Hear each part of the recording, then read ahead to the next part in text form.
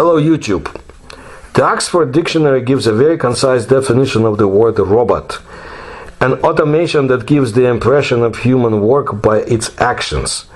Of course, the very concept of an artificial device that mimics the actions and possibly the appearance of a person is quite old, and it has been actively developed in many cultures and in countries of the world, surviving to these days mainly in legends. And I told you my research about ancient robots of different societies like China, Eurasia, and so forth, and you can find it in the playlists of my channel and just videos if you go through them. All ancient robots appear in the works of Oriental and Asian literature, for example in the Buddhist legends, which take place in India during the time of the real historical kings Ajatashatru and Ashoka. According to legend, both rulers were tasked with protecting the precious relics of Buddha, whose death occurred some time between 483 and 400 BC.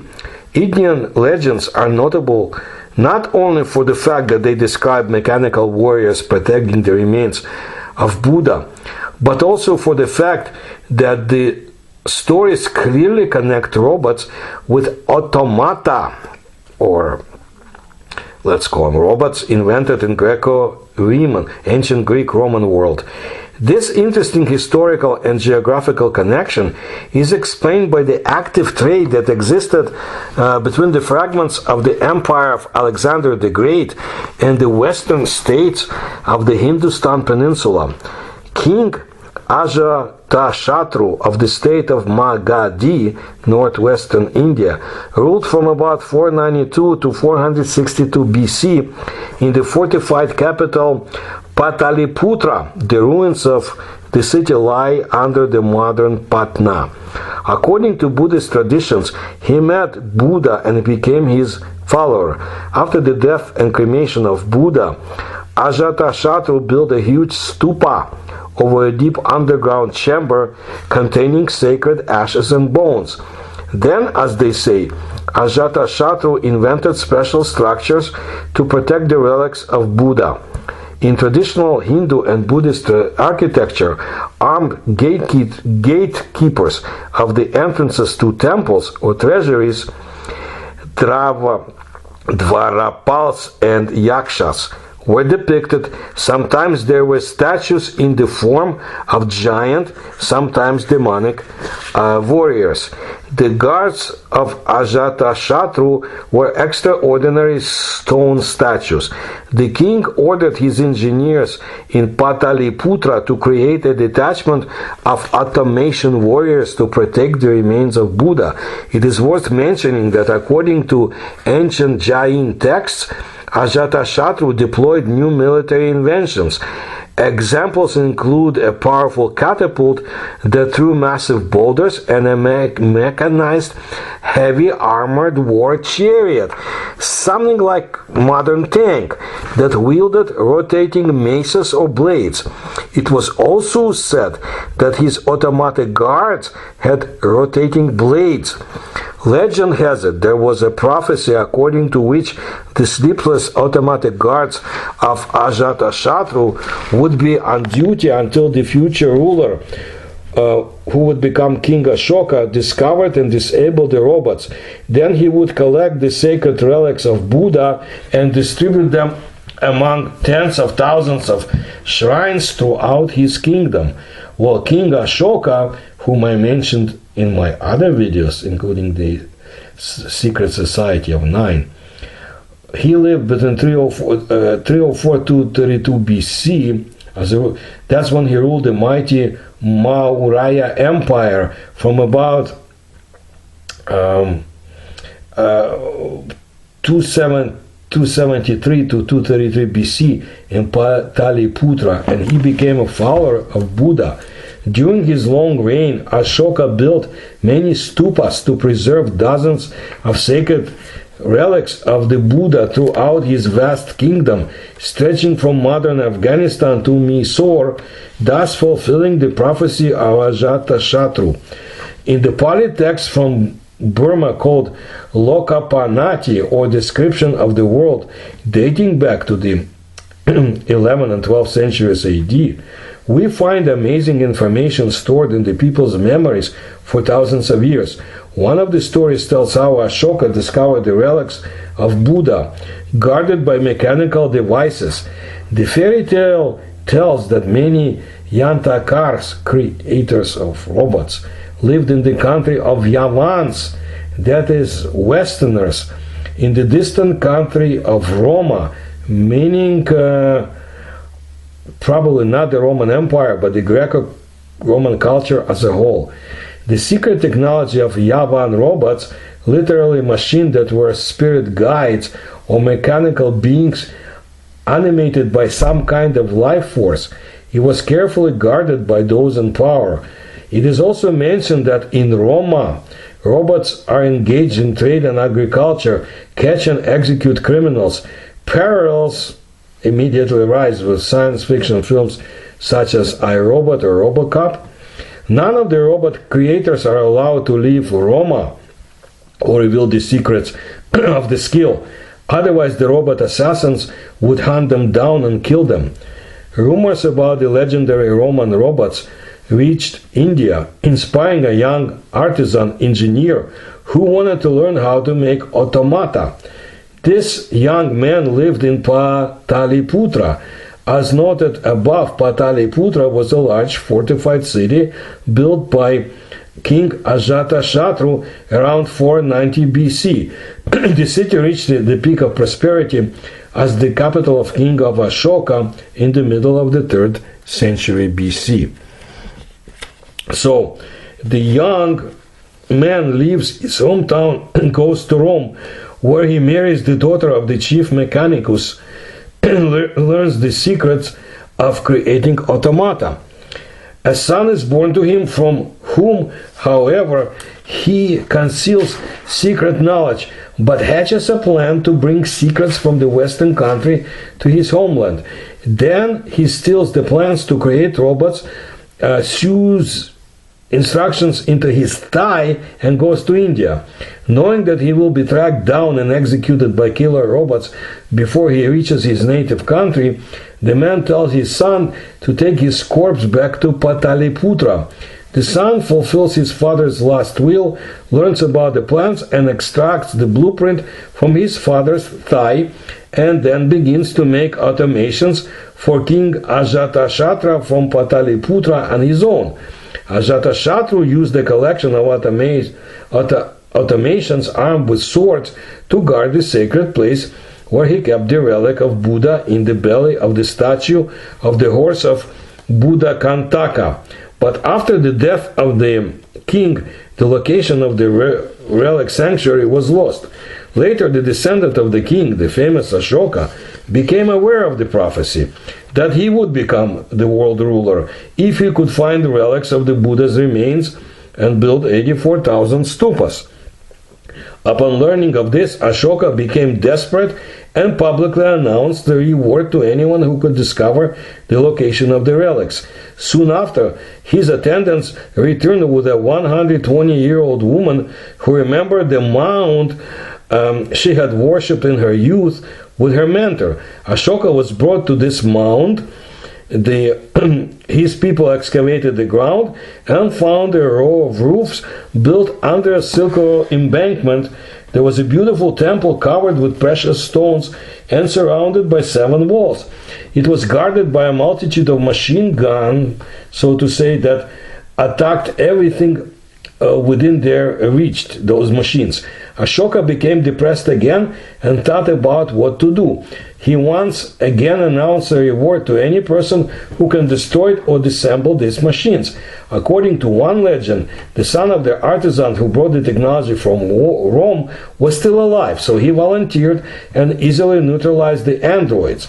Ashoka entered the temple, approached the Kantaka statue, and when the king walked around it 3 times, the mechanical door in the statue opened, revealing a box in which the sacred relics of Buddha shone like diamonds. According to another account, fierce battles were being fought between Ashoka and the automatic guards, the robots. Finally, Ashoka miraculously found the engineer's son, who showed him how to dismantle and control Roman robots. And now King Ashoka himself commanded a large army of robots. Over time, Ashoka became famous for finding the relics of Buddha and building many stupas. Eventually, the stories of the events in Pataliputra reached the realm of Rome, and the emperor learned that Ashoka had discovered relics protected by machines with swords. He asked his ministers how the secret technology for creating machines could have gotten into Pataliputra, and he was reminded of the artisan who tried to escape and whose body was returned to Pataliputra after death. The emperor decided to punish Ashoka. His engineers developed an ingenious trap in the form of a metal chest with an automatic sword inside.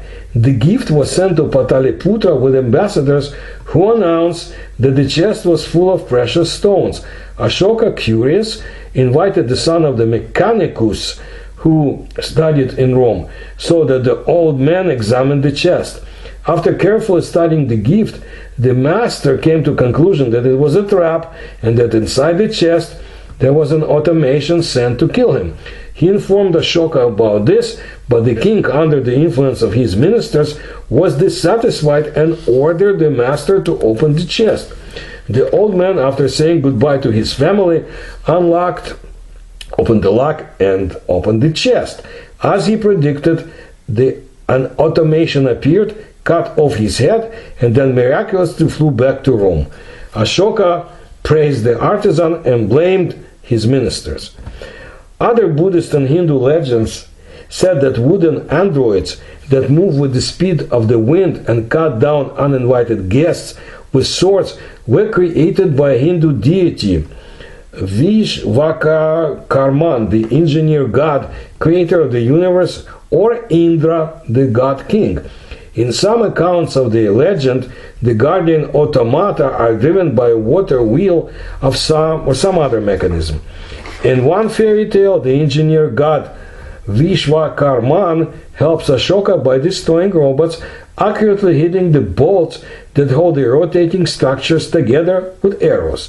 The motif of the skillful incapacitation of mechanical guards recalls how the techno witch Medea destroyed the bronze robot Talos when he threatened to kill Jason and the Argonauts by removing but she removed the plug in his ankle. Legends are legends, but we're interested in this. Did such technology actually exist, or are these all very interesting science fiction fables from ancient times? History clearly connects the mechanical beings protecting the relics of Buddha with the advanced automation inventions that originated in the Greco-Roman West. These narratives, as the researcher of the automatic devices of India of the Middle Ages, Dawood Ali, noted, apparently encode, albeit indirectly, the real movement and circulation of the technoculture, including both real and imaginary contacts between India and the West. How ancient is the score of historical reality in the lost Sanskrit tale included in the text of Loka Panati, where the legendary guardian robots model based solely on knowledge and ideas about the real automata created in the late Byzantine or medieval Islamic periods? Or is it possible that oral traditions about robot guards could have arisen even earlier under the influence of Indian knowledge about the real Hellenistic mechanical miracles, such as those created in the Ptolemaic Alexandria in the 3rd century BC? That's at the time of Ashoka. Well, I urge you to look at my videos about the knowledge possessed by Ivan Yefremov, whom the KGB considered to be an extraterrestrial agent working on Earth. His knowledge about ancient India and the Greek world in the times of Alexander the Great, and I list the sources, I tell you what Yefremov believed, and the book that you should read, now available in English, where he listed a lot of these ideas. And you can find this video in my channel, and I think you will find very interesting how much we don't know about the ancient world.